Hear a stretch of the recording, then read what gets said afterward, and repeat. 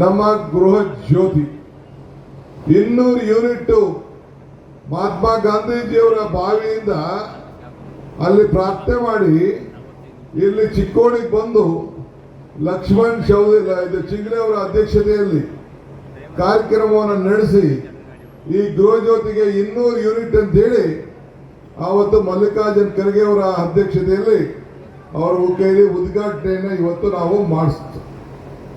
ಅದಾದ್ಮೇಲೆ 5 ಗ್ಯಾರಂಟಿಗಳನ್ನ ಒಂದೊಂದಾಗಿ ಪ್ರಾರಂಭ ಮಾಡ್ತವೆ. ನಮಗೆ ಒಂದು ಭರವಸೆ ಇದೆ. ಇವತ್ತು ಲಕ್ಷ್ಮಣ್ ಸವದಿ ಅವರು ಹೇಳಿದ್ರು, ನಾವು ಸತೀಶ್ ಅವರ ಮಗಳಿಗೆ ಅವಕಾಶ ಮಾಡಿಕೊಟ್ಟಿದ್ದೀವಿ ಅಂತ. ನಾವು KPCC ಅವರು ನಮ್ಮ ಗುಟ್ಟನ್ನು ನಾವು ಹೇಳ್ತಿಲ್ಲ, ಎಲ್ಲರಿಗೂ ನಾವು ಗಾಳ ಹಾಕ್ತಾ ಇದ್ದೋ.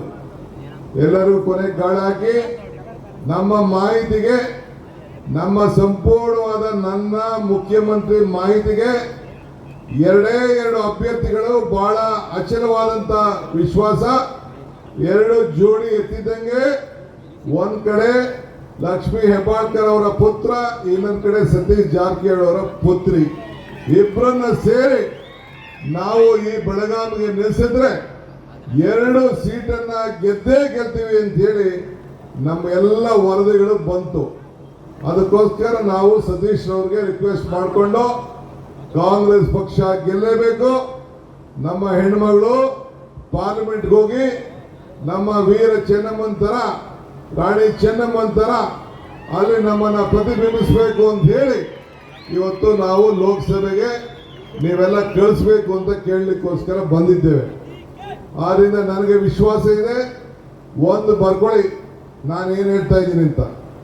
ಇಡೀ ರಾಜ್ಯದಲ್ಲಿ 28 ಸೀಟಲ್ಲಿ ಮೊದಲನೇ ಸೀಟು ಅತಿ ಹೆಚ್ಚು ಓಟಿಂದ ಆಯ್ಕೆ ಆಗಿದ್ದು ಚಿಕ್ಕೋಡಿ ಲೋಕಸಭಾ ಕ್ಷೇತ್ರದ ನಮ್ಮ ಅಭ್ಯರ್ಥಿ ಅಂತ ಹೇಳಲಿಕ್ಕೆ ನನಗೆ ಬಹಳ ಸಂತೋಷ ಆಗ್ತದೆ. ನಮ್ಮ ಹೆಣ್ಮಗಳು ಬಹಳ ವಿದ್ಯಾವಂತೆ ಇದ್ದಾಳೆ, ಬುದ್ಧಿವಂತೆ ಇದ್ದಾಳೆ, ಪ್ರಜ್ಞಾವಂತಿಕೆ ಇದ್ದಾಳೆ. ಬಹುಶಃ ಮುಂದಿನ ಇತಿಹಾಸಕ್ಕೆ ಹಿಂದೆ ಯಾರು ಕೂಡ ಇಂಥ ಒಂದು ಯುವ ಹೆಣ್ಮಗಳು ನಮ್ಮ ಲೋಕಸಭೆಯ ಇತಿಹಾಸದಲ್ಲೇ ಈ ನಮ್ಮ ರಾಜ್ಯದಿಂದ ಯಾರು ಕೂಡ ಪ್ರತಿನಿಧಿಸಬಾರದು, ಅಷ್ಟು ಗೌರವವನ್ನ ನಮ್ಮ ರಾಜ್ಯಕ್ಕೆ ತರ್ತಾರೆ ಎನ್ನುವ ಒಂದು ವಿಶ್ವಾಸ ಇವತ್ತು ನಮ್ಮ ಹೆಣ್ಮಗಳ ಮೇಲೆ ಇವತ್ತು ಇದೆ. ಆದ್ರಿಂದ ನಿಮ್ಮೆಲ್ಲರೂ ಕೂಡ ಇವತ್ತು ಇಂಥ ಒಂದು ಪವಿತ್ರವಾದಂಥ ಅವಕಾಶ ನಿಮ್ಮ ಕೈಲಿದೆ. ಇದು ಬೇರೆ ಯಾರ ಕೈಲಿಲ್ಲ. ಎಲ್ಲ ಶಾಸಕರು ಕೂಡ ಎಲ್ಲ ಒಗ್ಗಟ್ಟಿನಿಂದ ನಾವೆಲ್ಲಿ 2 ಕಡೆ ನಾವು ಸೋತಿರ್ಬೋದು, ಅಲ್ಲೂ ಕೂಡ ನಮಗೆ ಬಹಳ ಒಂದು ಉತ್ತಮವಾದಂಥ ವಾತಾವರಣ ನಮಗೆಲ್ಲ ಕೂಡ ಇವತ್ತು ಬರೀತಾ ಇದೆ. ಇವತ್ತು ಕಾಂಗ್ರೆಸ್ ಪಕ್ಷ ಇವತ್ತು ನಾವು ಅಧಿಕಾರಕ್ಕೆ ನಿಮ್ಮೆಲ್ಲರ ಆಶೀರ್ವಾದದಿಂದ ನೀವು ಬೆಳಗಾಮಲ್ಲೂ ನಮಗೆ ಹೆಚ್ಚಿಗೆ ಸೀಟನ್ನು ಕೊಟ್ಟಿದ್ದೀರಿ. ನಮ್ಮಲ್ಲೇ ಒಂದು 2 ಕಡೆ ತಪ್ಪಾಯಿತು, 2 ಸೀಟನ್ನು ನಾವು ಸೋತಿರ್ಬೋದು.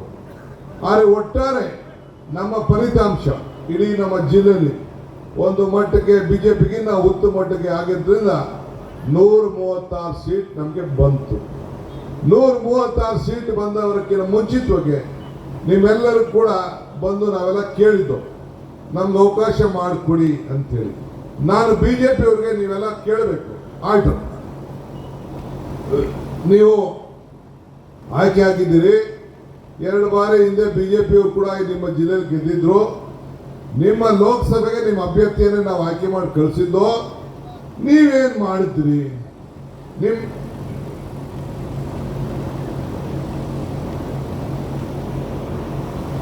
ನಿಮ್ಮ ಅಭ್ಯರ್ಥಿ ಏನ್ ಮಾಡಿದ್ರು ನೀವು ಕೇಳಬೇಕು.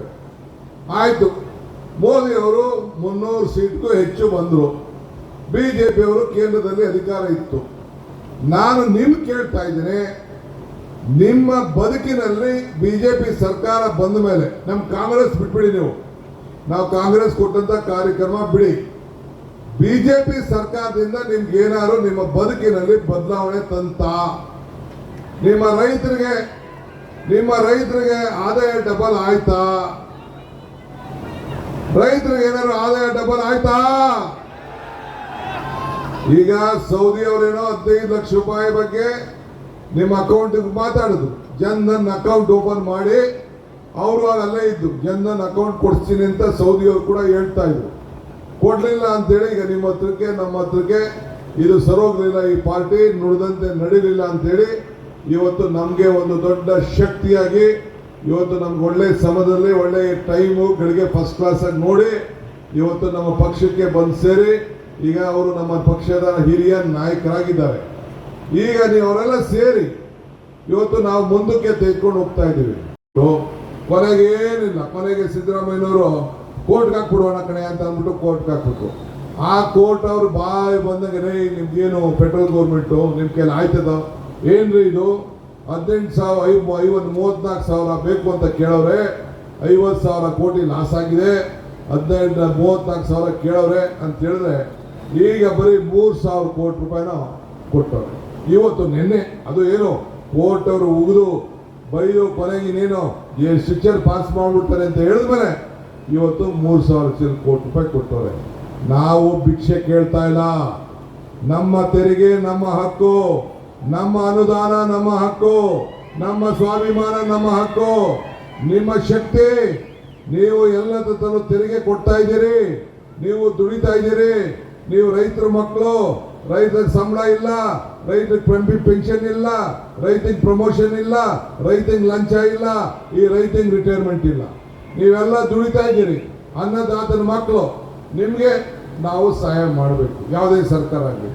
ಇವತ್ತು ಅವರು ಮಾಡ್ತಾ ಇಲ್ಲ, ಅದಕ್ಕೆ ಹೋರಾಟ ಮಾಡ್ತೀವಿ. ಇಲ್ಲಿ ಬರೋಕ್ಕಿಂತ ಮುಂಚಿತವಾಗಿ ಯಾಕೆ ಲೇಟ್ ಆಯಿತು ಅಂದರೆ ನಿನ್ನೆ ಕೋರ್ಟಲ್ಲಿ ಉಗಿದು 3,000 ಚಿಲ್ಲರೆ ಕೋಟಿ ಕೊಟ್ಟವ್ರೆ. ಅದಕ್ಕೊಂದು ಕಾಗದ ಬಂದಿದೆ, ಹಿಂಗಾಗಿ ಬರಲಿಲ್ಲ ದುಡ್ಡು, ಕಾಗದ ಕೊಡ್ತೀವಿ ಅಂತ ಬಂದವ್ರೆ. ಅದಕ್ಕೆ ನಾವು ಈಗ ಗಾಂಧಿ ಸ್ಟ್ಯಾಚ್ಯೂ ಮುಂದೆ ಹೋಗಿ ವಿಧಾನಸೌಧದಲ್ಲಿ ನಾನು ಬೆಳಗಾಮಲ್ಲೇ ಮಾಡುವ ಅಂತ ಹೇಳಿದೆ ನಮ್ಮ ಲೀಡರ್ಗಳಿಗೆ. ಹೆಂಗಿರೋ ಬೆಳಗಾಂ ಹೋಗ್ತಾ ಇದ್ದೀವಿ, ಇಲ್ಲಿಗೆ ಹೋಗಿ ಅಲ್ಲಿ ಪ್ರತಿಭಟನೆ ಮಾಡುವ ಅಂತ ಹೇಳಿದೆ. ಆಮೇಲೆ ಹೇಳಿದ್ರು ಬೇಡ ಬೆಂಗಳೂರಲ್ಲಿ ಅಂತೇಳಿ ಈಗ ನಾನು ಮುಖ್ಯಮಂತ್ರಿಗಳು ನಮ್ಮ ಬೈರತಿ ಸುರೇಶು ನಾವೆಲ್ಲ ಎಲ್ಲ ಮಂತ್ರಿಗಳೆಲ್ಲ ಹೋಗಿ ಅಲ್ಲಿ ಪ್ರತಿಭಟನೆ ಮಾಡಿಬಿಟ್ಟು ಇಲ್ಲಿಗೆ ಬಂದು ನಿಮ್ಮ ಹತ್ರ ಮಾತಾಡ್ತಾ ಇದ್ವಿ. ನಮಗೆ ನಂಬಿಕೆ ಇದೆ ನಮ್ಮ ಬೆಳಗಾವಿ ಮತ್ತು ಉತ್ತರ ಕರ್ನಾಟಕದ ಮಹಾಜನತೆ. ನಾನು ಸಿದ್ದರಾಮಯ್ಯನವರು ಮೊನ್ನೆ ಮಾತಾಡ್ತಿದ್ದು, ಕಲ್ಯಾಣ ಕರ್ನಾಟಕದಲ್ಲಿ 5 ಸೀಟ್ ಇದೆ, 5 ಸೀಟು ಗೆಲ್ತೀವಿ. ಇಲ್ಲೂ ಕೂಡ ಉತ್ತರ ಕರ್ನಾಟಕದಲ್ಲಿ ನೀವು ಬೇಕಾದ್ರೆ ಬರ್ಕೊಳ್ಳಿ, ಜಗದೀಶ್ ಶೆಟ್ಟರು ಸೋಲ್ತಾರೆ, ಬೊಮ್ಮಾಯಿಯು ಸೋಲ್ತಾರೆ, ಧಾರವಾಡಲ್ಲೂ ಸೋಲ್ತಾರೆ. ನೀವ್2 ಸೀಟು ಗೆಲ್ತೀರಿ, ನೀವೇನ್ ತಲೆ ಕೆಡಿಸ್ಕೊಳಕ್ ಹೋಗ್ಬೇಡಿ. ಇನ್ನು ಬಾಗಲಕೋಟೆದು ಬಿಜಾಪುರ ಅಂತೂ ಆನೆ ಕಟ್ಟಿಟ್ಟು ಬುತ್ತಿ, ಎರಡು ಕೂಡ. ಉತ್ತರ ಕರ್ನಾಟಕದಲ್ಲಿ ದಕ್ಷಿಣ ಕರ್ನಾಟಕಕ್ಕಿಂತ ಉತ್ತಮವಾಗಿ 14 ಸೀಟಲ್ಲಿ 10 ಸೀಟಕ್ಕಿಂತ ಹೆಚ್ಚಿಗೆ ಸೀಟು ಖಂಡಿತ ಬಂದೇ ಬರ್ತದೆ. ಆ ವಿಶ್ವಾಸ ತಮಗೆ ಇರಲಿ. ಆದ್ರಿಂದ ಇವತ್ತು ನಿಮಗೆ ಒಂದು ಒಳ್ಳೆಯ ಅವಕಾಶ. ಈಗ ಇನ್ನೊಂದು ಪ್ರಜಾಪ್ರಭುತ್ವದ ವ್ಯವಸ್ಥೆಯಲ್ಲಿ ನಾವೆಲ್ಲ ಕೆಲಸ ಮಾಡ್ತಾ ಇದ್ದೇವೆ. ನಾವೆಲ್ಲ ಪ್ರಜಾಪ್ರಭುತ್ವ ಉಳಿಸ್ಬೇಕು ಅಂತ, ನಮ್ಮ ಅಂಬೇಡ್ಕರ್ ಅವರ ಸಂವಿಧಾನ ಉಳಿಸ್ಬೇಕು, ಜಾತ್ಯತೀತ ತತ್ವ ಉಳಿಸಲೇಬೇಕು ಅಂತೇಳಿ ಇವತ್ತು ಇಡೀ ದೇಶದ ಜನ, ಈಗ ಪ್ರೈಮ್ ಮಿನಿಸ್ಟರು ನಮ್ಮ ಹೆಣ್ಮಕ್ಳು ಮಾಂಗಲ್ಯದ ಬಗ್ಗೆ ಮಾತಾಡ್ತಾ ಇದ್ದಾರೆ. ಹೆಣ್ಮಕ್ಳು ಮಾಂಗಲ್ಯ ನಾವು ಕಿತ್ಕೊಂಡು ಬೇರೆಯವ್ರು ಕೊಟ್ಬಿಡ್ತೀವಿ ಅಂತ. ಅದಕ್ಕೆ ನಮ್ಮ ಪ್ರಿಯಾಂಕಾ ಗಾಂಧಿ ಅವರು ಏನು ಹೇಳಿದ್ದಾರೆ ಅಂದರೆ ಬೆಂಗಳೂರು ಬಂದಿದ್ರು, ಅವ್ರು ಹೇಳಿದ್ರು ನೋಡಿ, ದೇಶದ ಐಕ್ಯತೆ, ಸಮಗ್ರತೆ, ಶಾಂತಿಗೆ ನಮ್ಮ ಕುಟುಂಬ ಪ್ರಾಣ ತ್ಯಾಗ ಮಾಡಿದ್ದಾರೆ. ಇಂದಿರಾ ಗಾಂಧಿಯವರು ಈ ದೇಶಕ್ಕೋಸ್ಕರ ತ್ಯಾಗ ಮಾಡಿದ್ರು. ಸೋನಿಯಾ ಗಾಂಧಿಯವರು ತನ್ನ ಮಾಂಗಲ್ಯವನ್ನ ಈ ದೇಶಕ್ಕೋಸ್ಕರ, ರಾಜೀವ್ ಗಾಂಧಿಯವರು ಈ ದೇಶದ ಐಕ್ಯತೆಗೋಸ್ಕರ ಪ್ರಾಣ ಹೋಯ್ತು. ಆ ಪ್ರಾಣ ತ್ಯಾಗವನ್ನ, ಮಾಂಗಲ್ಯ ತ್ಯಾಗವನ್ನ ಇವತ್ತು ನಮ್ಮ ದೇಶಕ್ಕೆ ನನ್ನ ತಾಯಿ ಕೊಟ್ಟರು ಅಂತ. ಇವತ್ತು ಸಂಸ್ಕೃತಿನೇ ಇಲ್ಲ ಈ ದೇಶದ ಪ್ರಧಾನಮಂತ್ರಿಗಳಿಗೆ. ಇವತ್ತು ನಾವು ಯಾವ್ದಾದ್ರು ಹೆಣ್ಣು ಮಕ್ಕಳ ವಿಚಾರದಲ್ಲಿ, ಅವ್ರ ಆಸ್ತಿ ವಿಚಾರದಲ್ಲಿ, ರಾಜೀವ್ ಗಾಂಧಿ ಅವರೇ ಆ ಕಾಲದಲ್ಲಿ ಹೇಳಿದ್ರು, ಯಾರು ಕೂಡ ಅವರವರ ಆಸ್ತಿ ಅವರ ಬದುಕಿನಲ್ಲಿ ಅವರು ಇಟ್ಕೊಂಡಿರಬೇಕು, ನಾವು ಟ್ಯಾಕ್ಸ್ ಕೂಡ ಹಾಕಬಾರ್ದು ಅಂತೇಳಿ. ಇವತ್ತು ಜಾತಿ ಮೇಲೆ, ಧರ್ಮದ ಮೇಲೆ ಇವತ್ತು ರಿಸರ್ವೇಶನ್ ಬಗ್ಗೆ ಎಲ್ಲ ನಮ್ಮ ಕರ್ನಾಟಕದಲ್ಲಿ ನಾವು ಮೊದಲಿಂದ ಕೂಡ ಸಾಮಾಜಿಕವಾದಂಥ ನ್ಯಾಯಕ್ಕೆ ನಾವು ಬದ್ಧತೆಯನ್ನು ಇಟ್ಕೊಂಡು ನಾವು ಬಂದಿರೋರು. ಇವತ್ತು ಎಲ್ಲ ಜಾತಿ, ಎಲ್ಲ ಧರ್ಮಕ್ಕೂ ಕೂಡ ಸಮಾನತೆ. ಈಗ ಪರಿಶ್ ಜಾತಿ ಪರಿಶ್ ಪಂಗಡಕ್ಕೆ ಈಗ ನಮ್ಮ ರಾಜ್ಯದಲ್ಲಿ ನಾವು ಕಾನೂನನ್ನು ಬೆಳಗಾಂ ಸೆಷನಲ್ಲಿ ತೆಗೆದುಕೊಂಡು ಬಂದು, ಈಗ ಸಿದ್ದರಾಮಯ್ಯನವರು ಮುಖ್ಯಮಂತ್ರಿ ಆಗಿದ್ದಾಗ, ಆಂಜನೇಯ ಮಂತ್ರಿ ಆಗಿದ್ದಾಗ ಅತ್ತಾದಂದು ಇಡೀ ದೇಶದಲ್ಲಿ ಅಂತ ಕಾನೂನು ತೆಗೆದುಕೊಂಡು ಬಂದ್ರಿ. ನಾನು ಮೋದಿ ಸಾಹೇಬ್ರಿಗೆ ನಿಮ್ಗೆ ಅವಕಾಶ ಇದ್ದರೆ, ಬೇರೆ ರಾಜ್ಯದಲ್ಲಿ ನೀವು ಇದ್ದೀರಲ್ಲ, ಈಗ ಸೆಂಟ್ರಲ್ ಅಲ್ಲಿ ನೀವು ಬರೋದಿಲ್ಲ ಬಿಡಿ, ಈಗ ಬೇರೆ ರಾಜ್ಯದಲ್ಲಿ ನೀವು ಇದ್ದೀರಲ್ಲ, ಮಹಾರಾಷ್ಟ್ರಲ್ಲಿ ಇದ್ದೀರಲ್ಲ, ಬೇರೆ ಬೇರೆ ರಾಜ್ಯದಲ್ಲಿ ಇದ್ದೀರಲ್ಲ, ನಾವು ಏನು ಕಾನೂನನ್ನ ಕರ್ನಾಟಕ ರಾಜ್ಯದಲ್ಲಿ ತಂದಿದ್ದೇವೆ, ಪರಿಶಿಷ್ಟ ಜಾತಿ ಪರಿಶಿಷ್ಟ ಪಂಗಡದ ಜನತೆಯ ಆಧಾರದ ಮೇಲೆ ಹಣವನ್ನು ಅವ್ರಿಗೆ ಕೊಡಬೇಕು ಅಂತ ಹೇಳಿ ನಾವು ತಂದಿದ್ದೇವಲ್ಲ, ಆ ಕಾನೂನನ್ನ ನಿಮಗೆ ಬದ್ಧತೆ ಇದ್ರೆ, ಸಮಾನತೆ ಬಗ್ಗೆ ನಂಬಿಕೆ ಇದ್ರೆ, ಸಂವಿಧಾನ ಬಗ್ಗೆ ನಂಬಿಕೆ ಇದ್ರೆ ನೀವು ಮಾಡಿ ಅಂತ ಹೇಳಿ ಈ ಸಂದರ್ಭದಲ್ಲಿ ಈ ಚಿಕ್ಕೋಡಿಯ ಗಂಡು ಭೂಮಿಲಿ, ಸಂಗೊಳ್ಳಿ ರಾಯನ ಭೂಮಿಲಿ, ನಾನು ಇದನ್ನ ಕಿತ್ತೂರು ರಾಣಿ ಚೆನ್ನಮ್ಮನ ಭೂಮಿಲಿ ನಾನು ಇವತ್ತು ಮಾತಾಡ್ತಾ ಇದ್ದೇನೆ. ಇದು ನಿಮ್ ಕೈಲಿ ಮಾಡಕ್ ಆಗ್ಲಿಲ್ಲ ನೋಡಿ. ಕೊರೋನಾ ಬಂತು, ವಿಚಾರ ಇರ್ಬೋದು, ಯುವಕರಲ್ಲೂ ಕೂಡ ಯಾವುದು ಬದಲಾವಣೆ ಕಾಣಲಿಲ್ಲ. ಕೊಟ್ಟ ಮಾತು ಯಾವುದು ಕೂಡ ಇವತ್ತು ಉಳಿಸ್ಕೊಳಕ್ ಆಗ್ಲಿಲ್ಲ. ಇವತ್ತು ಪ್ರಧಾನಮಂತ್ರಿ ಕೂಡ ಏನ್ ನಮ್ಮ ಮೇಲೆ ಬಹಳ ಹರಿಹಾಯ್ತಾರೆ, ಏನ್ ನಮ್ಮ ಕರ್ನಾಟಕದ ಬಗ್ಗೆ ನೀವೆಲ್ಲ 136 ಸೀಟ್ ಗೆದ್ದ ಮೇಲೆ ಏನ್ ಗಲ್ಲಿ ಓಡಾಡಿದ್ದೆ ಎಲ್ಲೂ ಕೂಡ ನೀವು ಯಾರು ಕೂಡ ಜಗ್ಲಿಲ್ಲ. ಕೊನೆಗೆ ಅವರು ಸೋಲ್ತೀವಿ ಅಂತ ಗೊತ್ತಾಗ್ಬಿಟ್ಟು ಕರ್ನಾಟಕದಲ್ಲಿ 14 ಸೀಟ್ಗಳನ್ನ ಬದಲಾಯಿಸಿದ್ದಾರೆ. ಎಷ್ಟು? 14 ಸೀಟು. ಈ ಮೋದಿ ಗಾಳಿ ಇತ್ತು ಅಂತಂದ್ರೆ ಸಿಟ್ಟಿಂಗ್ ಮಿನಿಸ್ಟರ್ಗಳಿಗೆ ಯಾಕೆ ನೀವು ಟಿಕೆಟ್ ಕೊಡಲಿಲ್ಲ? ಸಿಟ್ಟಿಂಗ್ ಎಂಪಿಗಳು ಯಾಕೆ ಕೊಡಲಿಲ್ಲ? ಮಾಜಿ ಮುಖ್ಯಮಂತ್ರಿಗಳಿಗೆ ಯಾಕೆ ಕೊಡಲಿಲ್ಲ? ಮಾಜಿ ಮಂತ್ರಿಗಳಿಗೆ ಯಾಕೆ ಕೊಡಲಿಲ್ಲ? ಯಾರು ಕೂಡ ಸೀಟ್ ಕೊಡದೆ ಈಗೆಲ್ಲ ಹೊಸಬ್ರು ಮಗಗಳನ್ನ ತಂದು ಇಟ್ಟಿದ್ದಾರೆ. ಅಂದ್ರೆ ಮೋದಿ ಮಗಕ್ಕೆ ಗೌರವ ಇಲ್ಲ ಅನ್ನೋದನ್ನ ಅವರೇ ಖಾತ್ರಿಯನ್ನ ಮಾಡ್ಕೊಂಡಿದ್ದಾರೆ. ಆಮೇಲೆ ಓಟು ಕ್ಯಾಂಡಿಡೇಟ್ ಕೂಡ ನಮ್ ಕೊಡಿ ಅಂತ ಕೇಳ್ತಾ ಇಲ್ಲ, ಮೋದಿ ಮಗ ನೋಡಿ ಓಟ್ ಕೊಡಿ ಅಂತ ಕೇಳ್ತಾ ಇದ್ದಾರೆ. ಅಂದ್ರೆ ಇಲ್ಲಿ ಕೆಲಸ ಮಾಡೋರು ಯಾರು?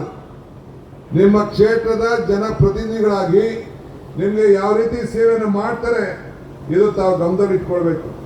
ಆದ್ರಿಂದ ಬಂಧುಗಳೇ, ನಾನು ಹೇಳೋದಿಷ್ಟೇ, ಇವತ್ತು ನಮ್ಮ 5 ಗ್ಯಾರಂಟಿ ನಿಮ್ಮ ಬದುಕಿನಲ್ಲಿ ಬದಲಾವಣೆ ತಂದಿದೆ. ನಾನು ಮೊದಲನೇ ಹಂತದ ಚುನಾವಣಾ ಪ್ರಚಾರ ನಾವೆಲ್ಲ ಕಡೆ, ನಾನು ಉಡುಪಿಗೆ ಒಂದು ಕಡೆ ಹೋಗಕ್ಕಾಗಲಿಲ್ಲ ಅಷ್ಟೇ ಚುನಾವಣಾ ಸಂದರ್ಭದಲ್ಲಿ, ಅಲ್ಲಿಗೆ ಮಂಗಳೂರು, ಅದು ಬಿಟ್ಟರೆ ನಾನು ಎಲ್ಲ ಕಡೆ ಪ್ರವಾಸ ಮಾಡಿ ನೋಡಿದ್ದೇನೆ. ಎಲ್ಲ ಕಡೆ ಹೇಳ್ತಾ ಇದ್ದೀನಿ, ದಳಕ್ಕೆ ಓಟ್ ಹಾಕ್ದವರು, ಬಿಜೆಪಿಗೆ ಓಟ್ ಹಾಕ್ದವರು ಎಲ್ಲ ನನ್ನ ತಾಯಿಂದಿರು. ಏನ್ರಿ, 400 ರೂಪಾಯಿ ಇದ್ದಿದ್ದು 1100 ರೂಪಾಯಿ ಕೊಡ್ತಾ ಇದ್ದೀವಿ ಗ್ಯಾಸ್ಗೆ. ನಮ್ಮ ಮನೆಯವರು ಸ್ಕೂಟರ್ ತೆಗೆದುಕೊಂಡು ಹೋಗ್ಬೇಕಾದ್ರೆ, ಟ್ರ್ಯಾಕ್ಟರ್ ತೆಗೆದುಕೊಂಡು ಹೋಗ್ಬೇಕಾದ್ರೆ 60 ರೂಪಾಯಿ ಇದ್ದಿದ್ದು 100 ರೂಪಾಯಿ ಕೊಡ್ತಾ ಇದ್ದಾರೆ. ನಮ್ಮ ಬದುಕಿಗೆ ಕಷ್ಟ ಆಯ್ತಿತ್ತು. ಬೇಳೆ ಬೆಲೆ, ಎಣ್ಣೆ ಬೆಲೆ, ಎಣ್ಣೆ ಅಂದ್ರೆ ನಿಮ್ಮೆಣ್ಣೆ ಅಲ್ಲ, ಹೆಣ್ಮಕ್ಳದು ಅಡುಗೆ ಎಣ್ಣೆ ಬೆಲೆ, ಎಲ್ಲ ಪದಾರ್ಥಗಳು ಮನೆಯಲ್ಲಿ ಆಗುವಂತ ಪದಾರ್ಥಗಳು, ಉಪ್ಪಿಂದ ಹಿಡಿದು ಸೋಪಿಂದ ಹಿಡಿದು ಎಲ್ಲ ಪದಾರ್ಥಗಳು ಜಾಸ್ತಿ ಆಗಿದೆ. ಸಿದ್ದರಾಮಯ್ಯನವರ ಸರ್ಕಾರ, DK ಶಿವಕುಮಾರ್, ಜಾರಕಿಹೊಳಿ ಅವರು ಮೊದಲನೇ ದಿನನೇ ಹೋಗಿ ಕ್ಯಾಬಿನೆಟ್ ನಲ್ಲಿ ಗ್ಯಾರಂಟಿಗೆ ಸೈನ್ ಹಾಕಿ 3-4 ತಿಂಗಳಲ್ಲಿ ಎಲ್ಲ ಗ್ಯಾರಂಟಿಗಳನ್ನ ಇವನು ಅನುಷ್ಠಾನಕ್ಕೆ ತಂದು ನಮ್ಮ ಅಕೌಂಟ್ಗೆ 2000 ಹಾಕಿದ್ರು. ಮೊದಲನೇ ತಿಂಗಳಿಂದ ಕರೆಂಟ್ 0 ಬಿಲ್ ಬಂತು. ಏನು ಚಿಕ್ಕೋಡಿಲಿ ಅನೌನ್ಸ್ಮೆಂಟ್ ಮಾಡಿದ್ರು ಗೃಹ ಜ್ಯೋತಿ, ಆ ಜ್ಯೋತಿ ಎಲ್ಲ 0 ಬಿಲ್. ನಿಜಾನ ಸುಳ್ಳ? ಕೈ ಎತ್ತಿ, ಯಾರಿಗೆ ಫ್ರೀಯಾಗಿ ಕರೆಂಟ್ ಬರ್ತಾ ಇದೆ ಅಂತ ಈ ಕಡೆ ಕೈ ಎತ್ತಿ. ಸದ್ಯ ನಿಮ್ಮ ಆಮೇಲೆ ಹೆಣ್ಮಕ್ಳು 2,000 ನಿನ್ಗಲ್ಲ ಕಡೆ, ನಿಮ್ಮ ಮನೆಯವ್ರಿಗೆ ಕೈ ಎತ್ತಿ, ನಿಮ್ಮ ಮನೆಯವ್ರಿಗೆ ಯಾರು 2,000 ಬರ್ತಾ ಇದೆ ಅಂತ. ಈ ಕಡೆ ಹೆಣ್ಮಕ್ಳು ಕರೆಕ್ಟ್ ಆಗಿದ್ದಾರೆ. ಯಾಕೆ ಹೆಣ್ಮಕ್ಳ ಮೇಲೆ ನಂಬಿಕೆ ಅಂದ್ರೆ, ನಿಮ್ಮ ಅಕೌಂಟ್ಗೆ ಏನಾದ್ರು ಹೋಯ್ತು ಅಂದ್ರೆ ಬೇರೆ ಕಡೆ ಹೊಂಟೋಯ್ತೀರಿ ನೀವು ಅಂತ. ನಮ್ಗೆ ಹೆಣ್ಮಕ್ಳ ಮೇಲೆ ನಂಬಿಕೆ ನಮ್ಗೆ ಜಾಸ್ತಿ. ನಮ್ಮ ತಾಯಿಂದಿರು ಹೆಣ್ಣು ಕುಟುಂಬದ ಕಣ್ಣು, ಅವರು ಸಂಸಾರ ಸಾಕ್ತಾರೆ, ಕಷ್ಟ ನಿಭಾಯಿಸ್ತಾರೆ. ಈಗ ನೀವೇನೋ ಕರೆಂಟ್ ಬಿಲ್ ಕಟ್ತಾ ಇದ್ರೆ ಅದು ಕಟ್ಟಂಗಿಲ್ಲ. 10 kg ಅಕೌಂಟು ನಿಮ್ಮ ಅಕೌಂಟ್ಗೆ ಬರ್ತಾ ಇದೆ ನೇರವಾಗಿ. 5 kg ಅಕ್ಕಿ ಬರ್ತಾ ಇದೆ, 5 kg ದುಡ್ಡು. ಆ ಸೆಂಟ್ರಲ್ ಅವರು ಅಕ್ಕಿ ಕೊಟ್ಟಿದ್ರೆ ಅದನ್ನು ಕೊಟ್ಬಿಡ್ತಿದ್ದೋ. ಅದು ಬೇಡ ಅಂತೇಳಿ ಕೊನೆಗೆ ಜೋಳನೋ ಬೇರೆ ಏನಾದ್ರು ತಗೊಳ್ಳಿ ಅಂತ ಅಂದ್ಬಿಟ್ಟು 370 ರೂಪಾಯಿ 350 ರೂಪಾಯಿ ಅಷ್ಟು 170 ರೂಪಾಯಿ ಒಬ್ಬಂಗೆ ಲೆಕ್ಕ ಹಾಕ್ಬಿಟ್ಟು 3 ಜನ ಇಲ್ಲಿ 4 ಜನ ಇಲ್ಲಿ 500 ಚಿಲ್ಲರಲ್ಲಿ ನಿಮ್ಮ ಅಕೌಂಟ್ಗೆಲ್ಲ ಹಾಕ್ತಾ ಇದ್ವಿ. ಅದಾದ್ಮೇಲೆ ಬಸ್ ಅಂತೂ ನನ್ನ ತಾಯಿಂದಿರು ಬೆಂಗಳೂರು ಬರೋರು ಕೇಳ್ತೀರಾ, ಅಲ್ಲಿ ಇದಕ್ಕೆ ಧಾರವಾಡಗೆ ಹೋಗೋರು ಕೇಳ್ತೀರಾ, ಎಲ್ಲಮ್ಮ ದೇವಸ್ಥಾನಕ್ಕೆ ಹೋಗಿ ಕೇಳ್ತೀರಾ, ಮೈಸೂರಿಗೆ ಧರ್ಮಸ್ಥಳಕ್ಕೆ ಎಲ್ಲೇ ಹೋಗ್ಲಿ ಅಮ್ಮ ತಾಯಿಂದಿರ ಎಲ್ಲರೂ ಫ್ರೀಯಾಗಿ ಹೊರಡ್ತಾ ಇರ್ತಾರೆ. ಹೋಗ್ಬೇಕಾದ್ರೆ ಮನೆಯವರು ಯಜಮಾನರು ಕರ್ಕೊಂಡು ಹೋಗಿ, ನೀವೊಬ್ಬರೇ ಹೋಗ್ಬಿಡಿ. ಆಮೇಲೆ ಏನಪ್ಪ ಅವ್ರನ್ನೂ ಕರ್ಕೊಂಡು ಹೋಗಿ. ಎಲ್ಲ ಎಲ್ಲೆಲ್ಲಿ ಮಕ್ಕಳ ಮನೆಗೆ ಹೋಗ್ಬೇಕು, ಬೀಗರ ಮನೆಗೆ ಹೋಗ್ಬೇಕು, ನೆಂಟರ ಮನೆಗೆ ಹೋಗ್ಬೇಕು, ಎಲ್ಲ ಕಡೆ ದಿನಕ್ಕೆ 60 ಲಕ್ಷ ಮಹಿಳೆಯರು ಓಡಾಡ್ತಾ ಇದ್ದಾರೆ. 60 ಲಕ್ಷ ಮಹಿಳೆಯರು ಅಂದ್ರೆ 10% ಮಹಿಳೆಯರು ತಾಯಂದಿರೆಲ್ಲ ಫ್ರೀ ಬಸ್ಸಲ್ಲಿ ಓಡಾಡ್ತಾ ಇದ್ದಾರೆ, ಕೆಲ್ಸಕ್ಕೆ ಹೋಗ್ತಾ ಇರೋರು. ಸರಾಸರಿ ಬಸ್ ಚಾರ್ಜ್ ತಿಂಗಳಿಗೆ 2,000 ಹೊಡಿತಾರೆ. 2,000 3,000. ಏನ್ ಬೆಂಗಳೂರು ಬರೋರ್ಗಂತೂ ಆನಂದನೂ ಆನಂದ. 3 ಸತಿ ಬರೋದಾಗವ್ರೆ. ಮಕ್ಕಳು ಸ್ಕೂಲ್ ಓದ್ತಾ ಇದ್ದಾರಲ್ಲ, ಕೆಲ್ಸಕ್ಕೆ ಹೋಗ್ತಾ ಇದ್ದಾರಲ್ಲ, ಎಲ್ಲ ನೋಡ್ಕೊಂಡು ಅಲ್ಲಿಂದ ಬೆಂಗಳೂರು ಬರೋರು, ಊರಿಗೆ ಬರೋರು ಕೂಡ ಫ್ರೀಯಾಗಿ ರಾತ್ರಿ ಹೊತ್ತು ಬಸ್ ಹತ್ಬಿಟ್ಟು ಬೆಳಗ್ಗೆ ಬಂದು ಇಳಿತಾ ಇದ್ದಾರೆ.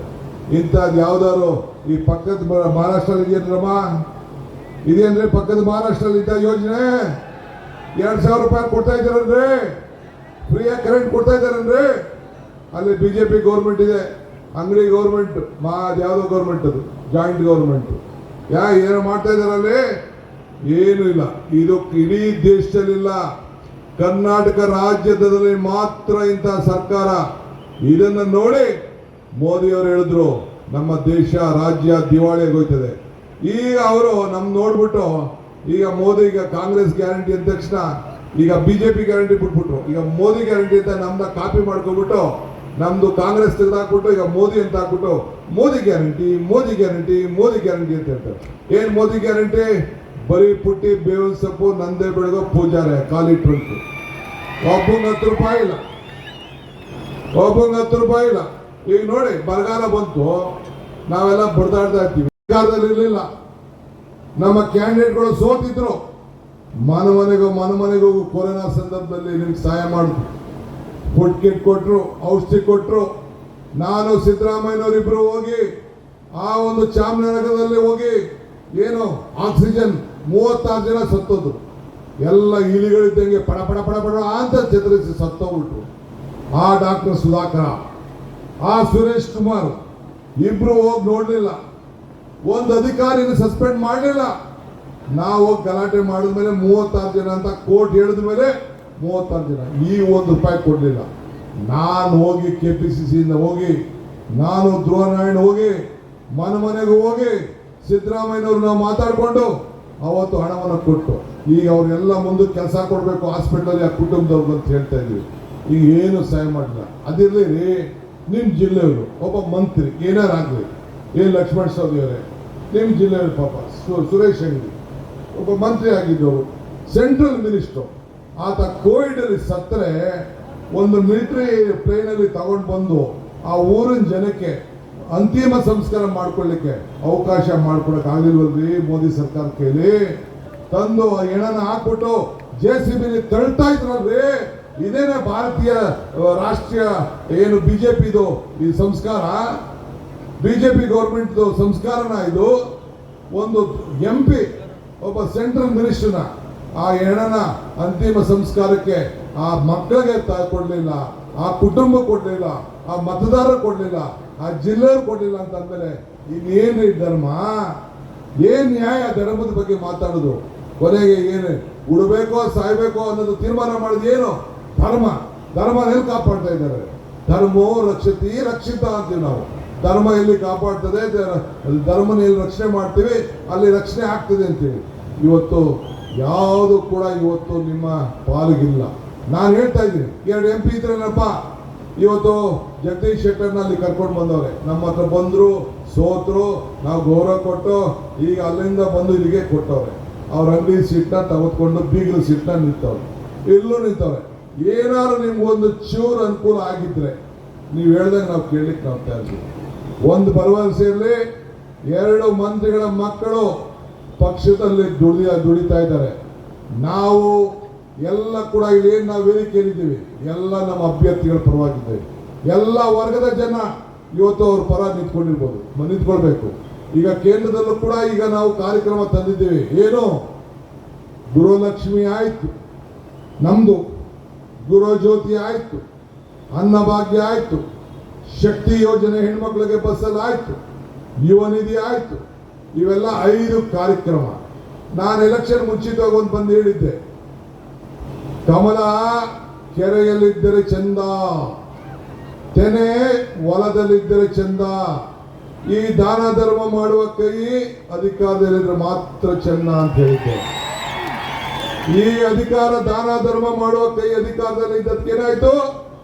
1 ಗಂಟೆಯಲ್ಲಿ ಸಿದ್ದರಾಮಯ್ಯನವರ ಸಿಗ್ನೇಚರು, ನಾನು ಜಾರಕಿಹೊಳಿ, ನಮ್ಮ ಬೈರ್ತಿ ಪರಮೇಶ್ವರು, ಲಕ್ಷ್ಮೀ ಹೆಬ್ಬಾಳ್ಕರು ನಾವೆಲ್ಲ ಕ್ಯಾಬಿನೆಟ್ ಸೈನ್ ಮಾಡಿ ಇವತ್ತು ಅನುಷ್ಠಾನಕ್ಕೆ ಈ ಅಧಿಕಾರಕ್ಕೆ ಬಂದ ತಕ್ಷಣ ಈ ಕೈ ಮಾಡ್ತು. ಬಿಜೆಪಿಯವ್ರು ಮಾಡಿದ್ರ ಈ 5 ಗ್ಯಾರಂಟಿ ಸೇರಿ ಈ ಕೈ ಬೆರಳು ಕೈ ಮುಷ್ಟಿ ಆಯ್ತು. 5 ಗ್ಯಾರಂಟಿ ಸೇರಿ ಈ ಕೈ ಗಟ್ಟಿ ಆಯ್ತು. ನಿಮ್ ಕೈ ಗಟ್ಟಿ ಆಯ್ತೋ ಇಲ್ಲೋ?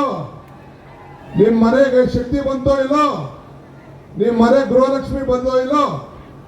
ಈಗ ಮಲ್ಲಿಕಾರ್ಜುನ್ ಖರ್ಗೆ, ರಾಹುಲ್ ಗಾಂಧಿ ಅವರು ನಮ್ಮ ನಾಯಕರು ಹೇಳಿದ್ದಾರೆ, ಡಿಕೆ ಸಿದ್ದರಾಮಯ್ಯನವರೇ, ನಿಮ್ಮಿಂದ ದೇಶಕ್ಕೊಂದು ಸಂದೇಶ ಹೋಗಿದೆ. ಕಾಂಗ್ರೆಸ್ ಸರ್ಕಾರ ಅಧಿಕಾರಕ್ಕೆ ಬರ್ತದೆ, ಇಂಡಿಯಾ ಒಕ್ಕೂಟ, ಹೆಣ್ಣು ಮಕ್ಕಳಿಗೆ ಹೇಳಿ ಇದು ಗೃಹಲಕ್ಷ್ಮಿ ಕರ್ನಾಟಕದ್ದು, ನಮ್ದು ಮಹಾಲಕ್ಷ್ಮಿ ಯೋಜನೆ. ಏನು? ಭಾಗ್ಯದ ಲಕ್ಷ್ಮೀ ಬಾರಮ್ಮ ನಮ್ಮಮ್ಮ, ಭಾಗ್ಯದ ಲಕ್ಷ್ಮೀ ಬಾರಮ್ಮ. ಎಷ್ಟು? 1 ಲಕ್ಷ, ವರ್ಷಕ್ಕೆ 1 ಲಕ್ಷ. ಈಗ ನಾವು ಕೊಡೋದು ವರ್ಷಕ್ಕೆ 24,000.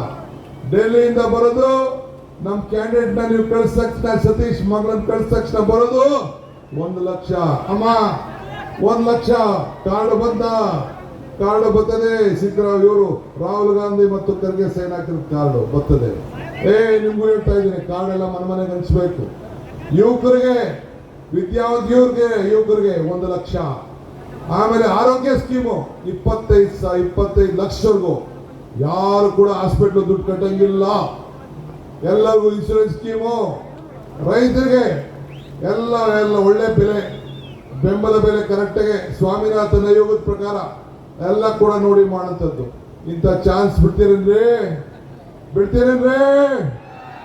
ಯಾರಿಂದ ಮಾತ್ರ ಸಾಧ್ಯ?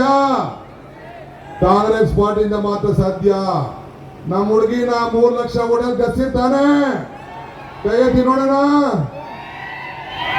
ಹಿಂದೆಗಡೆ ಎಲ್ಲ ಇರ್ತವ್ರೆ. ನೀವು ಮಾಡೋದಲ್ಲ, 5 ಓಟ್ ಕೊಡ್ಸ್ಬೇಕು, ಅದು ಗ್ಯಾರಂಟಿನಾ? ಓಕೆ, ಬಹಳ ಸಂತೋಷ. ಇನ್ನ ಮುಖ್ಯಮಂತ್ರಿಗಳು ಮಾತಾಡಬೇಕು, ಇನ್ನ ನಾವು ಬೇರೆ ಕಡೆ ಹೋಗ್ಬೇಕು. ತಮ್ಮನ್ನೆಲ್ಲ ನೋಡಿ ಬಹಳ ಸಂತೋಷ ಆಗ್ತಾ ಇದೆ. ಇಷ್ಟು ದೊಡ್ಡ ಸಂಖ್ಯೆಯಲ್ಲಿ ಈ ಊರು ಬಿಸಿಲಲ್ಲಿ ಬಂದು ನಮ್ಗೆ ಆಶೀರ್ವಾದ ಮಾಡಲಿಕ್ಕೆ ಬಂದಿದ್ದೀರಿ. ಎಲ್ಲ ನಮ್ಮ ಲೀಡರ್ಗಳಿಗೆಲ್ಲ ಬಹಳ ಥ್ಯಾಂಕ್ಸು. ನೀವೆಲ್ಲ ಚೆನ್ನಾಗಿ ಸಂಘಟನೆ ಮಾಡಿದ್ದೀರಿ. ಕಾಂಗ್ರೆಸ್ ಪಾರ್ಟಿ ಗೆಲ್ಸಿರ್ತಾನೆ. ಬೋಲೋ ಭಾರತ್ ಮಾತಾ ಕಿ, ಕಾಂಗ್ರೆಸ್ ಪಾರ್ಟಿ ಕಿ, ಮಲ್ಲಿಕಾರ್ಜುನ್ ಖರ್ಗೆ ಕಿ, ಸೋನಿಯಾ ಗಾಂಧಿ ಕಿ, ರಾಹುಲ್ ಗಾಂಧಿ ಕಿ. ಕ್ಯಾಂಡಿಡೇಟ್ ಹೆಸರು ಹೇಳಂಗಿಲ್ಲ, ಅಕೌಂಟ್ ಎಲ್ಲ ಹೊಂಟೋಯ್ತದೆ ನಮ್ಮ ಹೆಣ್ಮಕ್ಳ ಅಕೌಂಟ್ಗೆ. ಅದಕ್ಕೆ ನಾವು ಹೆಸರು ಹೇಳ್ತಾ ಇಲ್ಲ. ಕ್ಯಾಂಡಿಡೇಟ್ ಯಾರಂತ ಗೊತ್ತಾನೆ ನಿಮಗೆ? ಓಕೆ, ನನಗೆ ಬೇಡ, ನಮ್ಮ ಕ್ಯಾಂಡಿಡೇಟ್ಗೆ ಜಯವಾಗಲಿ. ನಮಸ್ಕಾರ. ಹೆಚ್ಚಿನ ವಿಡಿಯೋಗಳಿಗೆ ಪ್ರತಿಧ್ವನಿ ಯೂಟ್ಯೂಬ್ ಚಾನೆಲ್ ಸಬ್ಸ್ಕ್ರೈಬ್ ಮಾಡಿ, ಬೆಲ್ ಐಕಾನ್ ಕ್ಲಿಕ್ ಮಾಡಿ.